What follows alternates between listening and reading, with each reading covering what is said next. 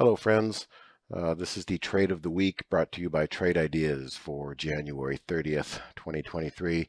We're going with Tyson Foods, TSN. As you can see, it's a rather large cap stock, 23 billion. And what we're looking for here is the breakout of consolidation. There's been a lot of moves higher in different names. The consolidation caught our eye there on a nice basing pattern. If we zoom out, we can see an even better perspective of the basing pattern here. Now, this particular idea was contrived by the pullback above the 20 SMA, which is a trade ideas scan. It's a top list of ideas that are pulling back strongly but holding on to their 10 at 20 SMA. A lot of ideas in there, but you got to sift through and find the one you like. And the one we like is TSN. It'll be live above 65.95.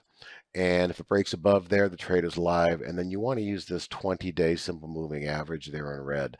That's the backstop that should be the guiding hand to give you risk management. If it closes below that rising 20 SMA, that's going to be your out. So pretty good risk reward here. Just need to have a breakout of consolidation and we'll be on our way. Good luck.